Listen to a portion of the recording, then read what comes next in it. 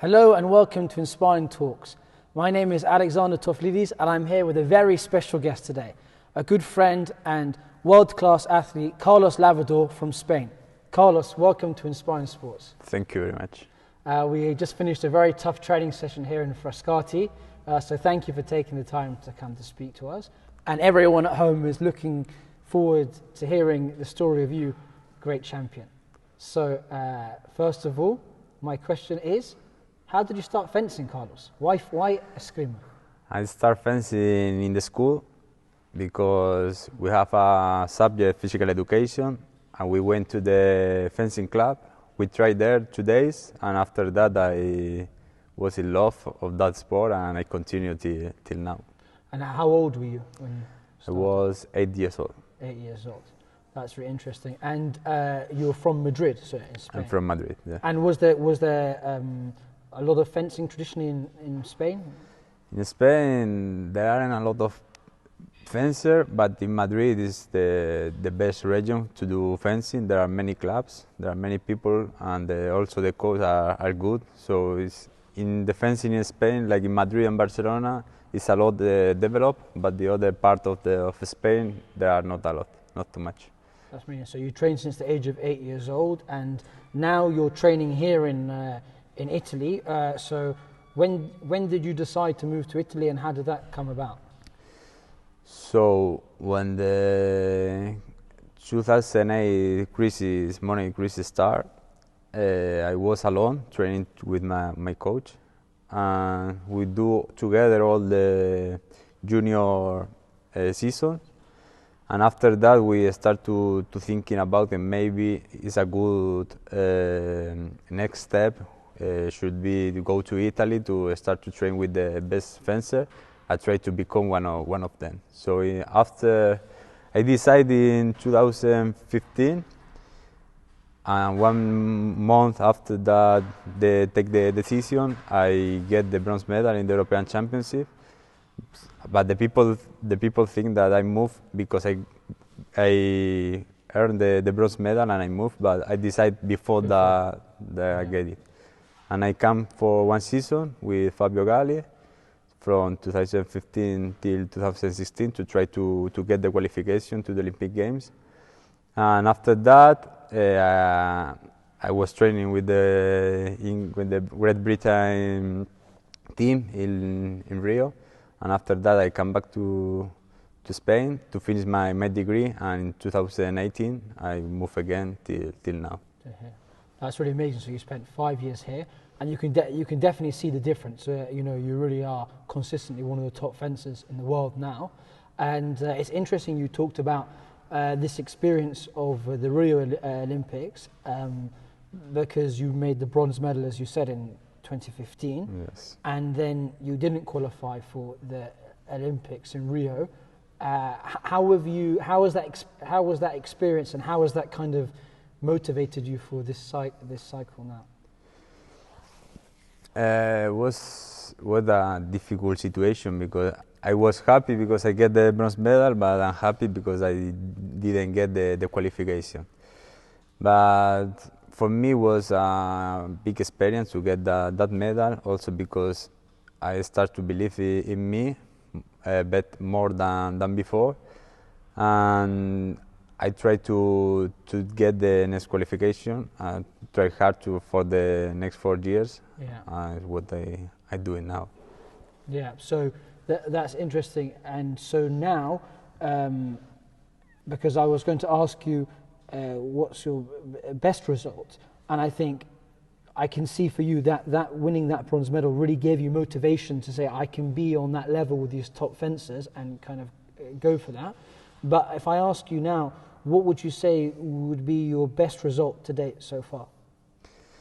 So the best result was, of course, the bronze medal at the World Championship. Yeah. But what I said, that the bronze medal in the European Champion changed me my mentality, give me that the belief in me, the extra, and I start to train with another, trying to be in the first top 8, not just we'll see.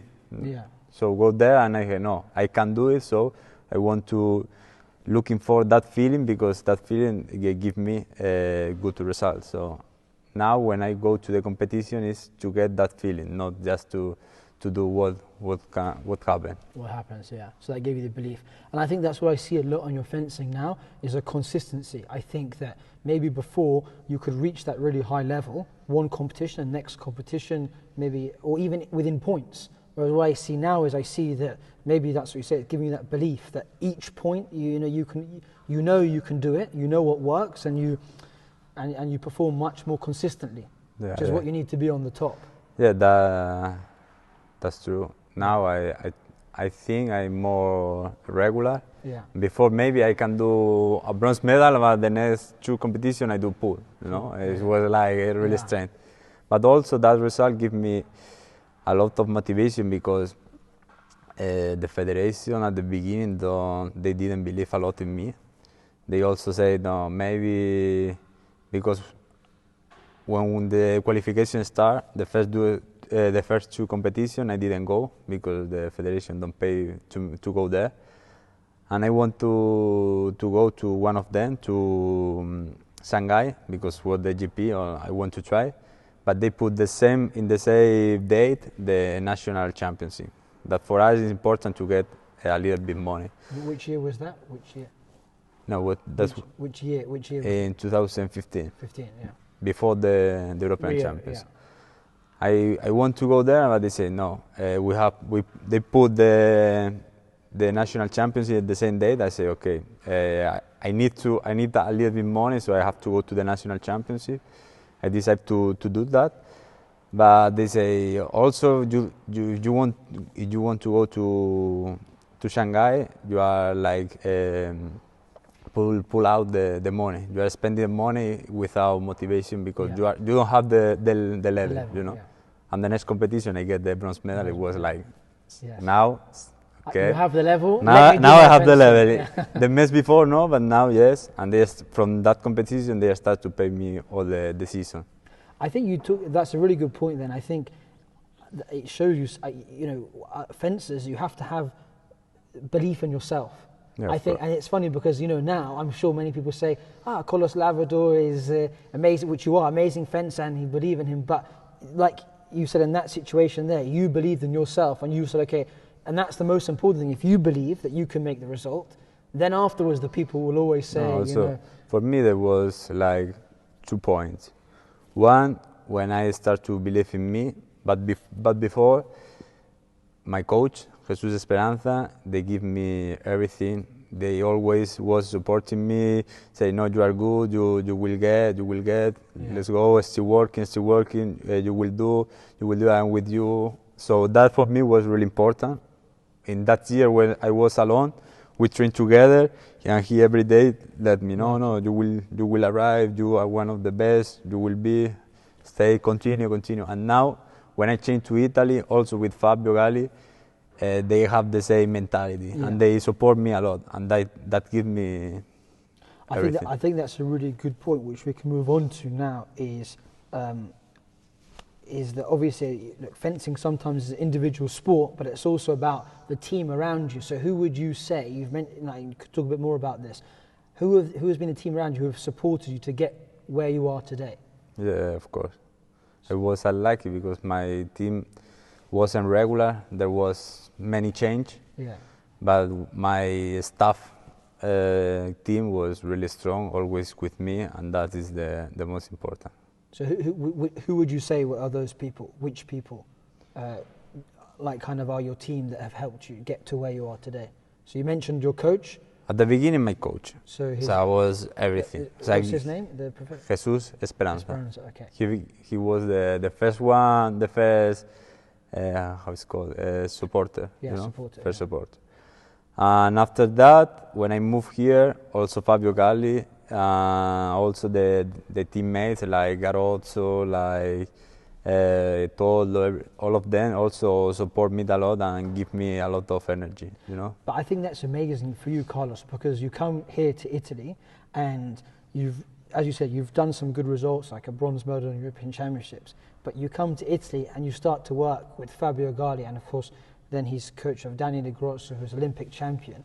Now, for you, that must give you great belief that somebody who is such a good coach believes in you.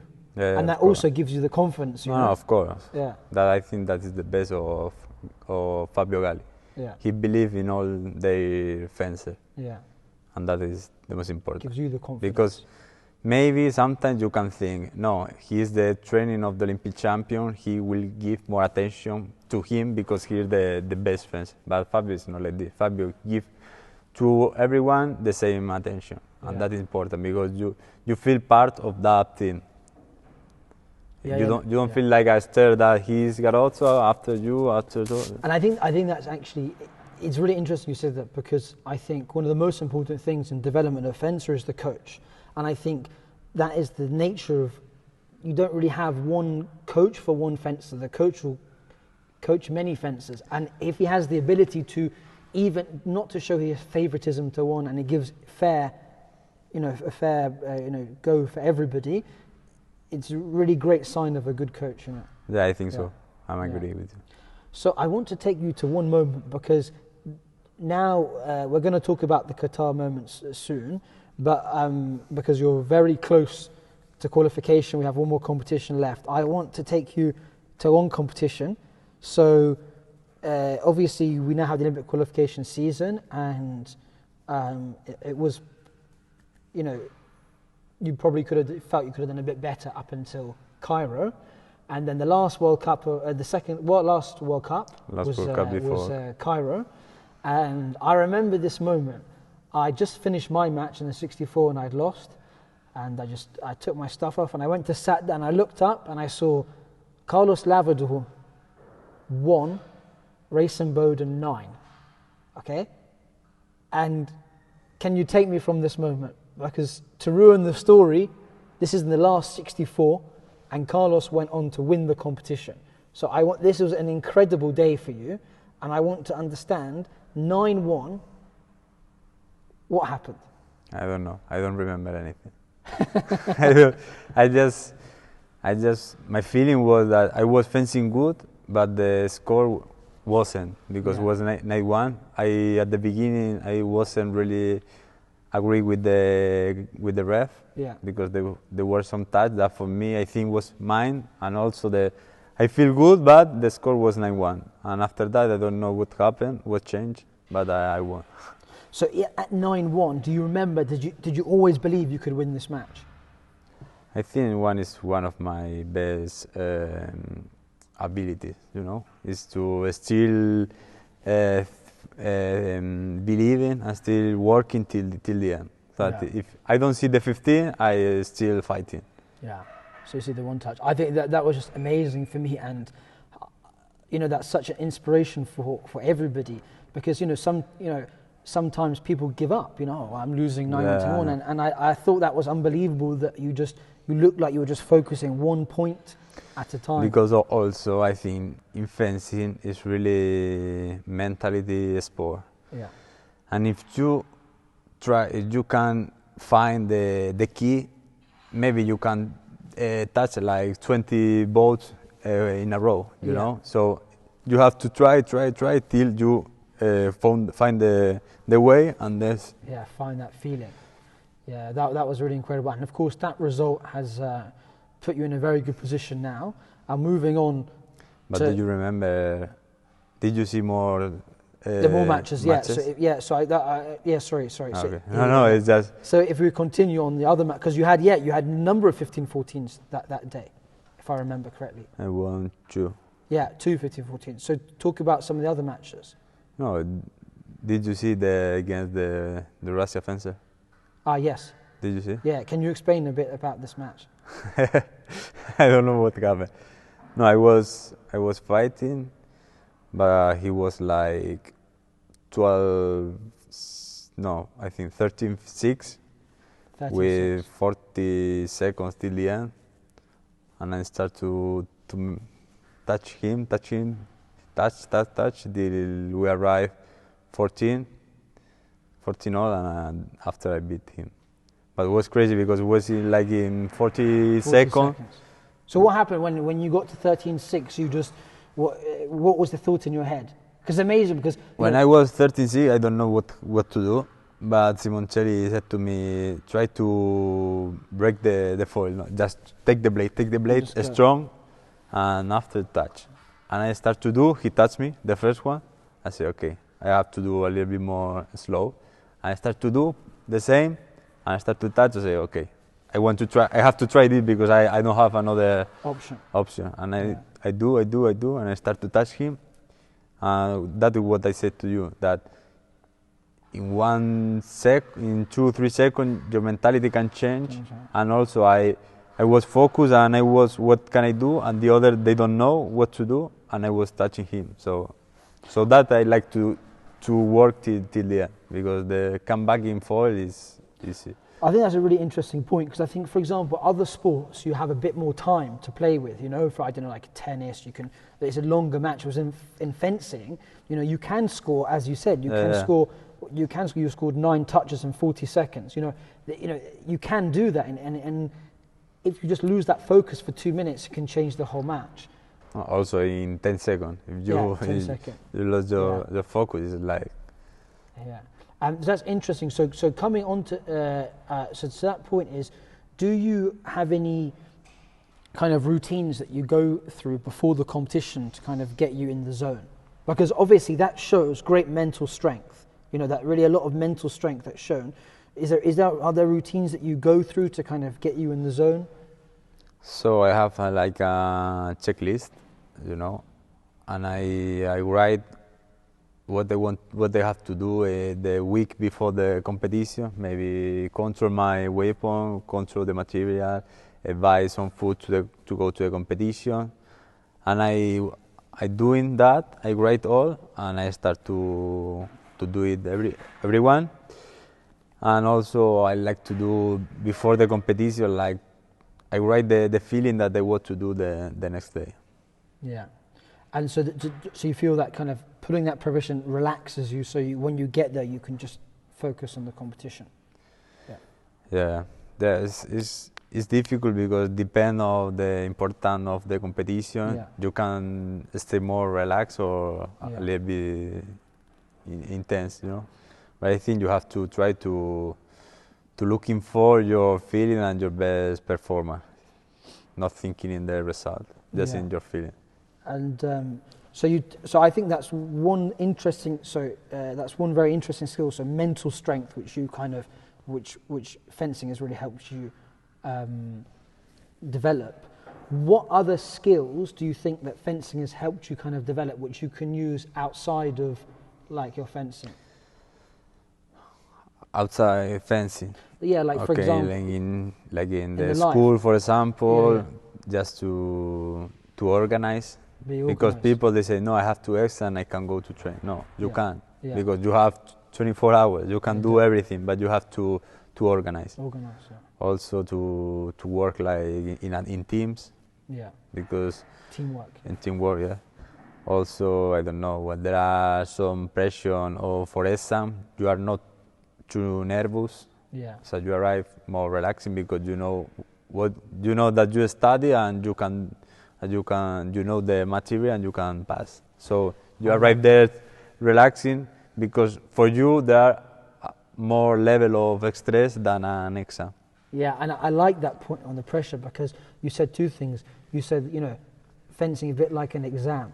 In fencing, in the training, you work on the moves and you feel good, so you feel you can take that to competition. And that's same thing with the exam. You know, you study and you do the exam. So I remember, for example, one friend, when I went to the, I don't know how it's the car, to get the license. Yeah, the driving lesson. Yeah. I arrived there and my friend said, "Oh, when I was there, my foot started to shake, and when I arrived there, I was to start the exam. I was like relaxing, you know, like it's easy. Yeah. And I started to think in my friend, and he said me, no, I was with my foot like this, shaking. I said, okay. I don't know why. No, but because you've had those moments in the competitions where you're 14 in a pressure situation, you've got to do it. What's an exam when you've really... If you can support this, you can support... Yeah, I think that's a really great skill. I like you say about organisation. I think that's a really good thing as well.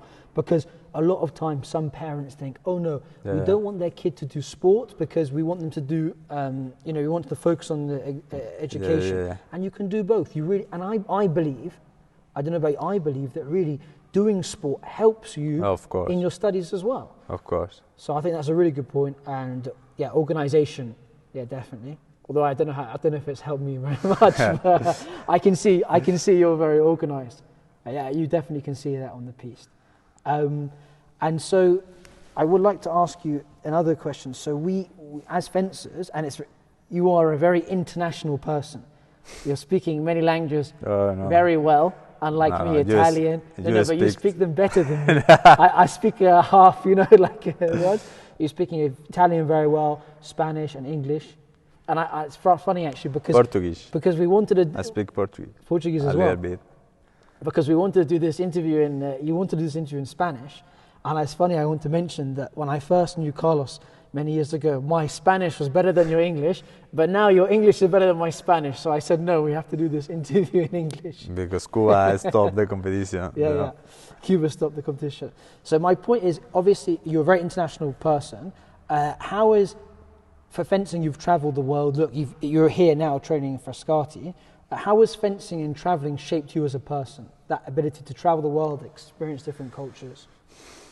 I think that it helped to you because you know all the culture, you know why the people think like this, because you understand where they live, and depend where do you live, you can think on one side or the other, one way or the other way.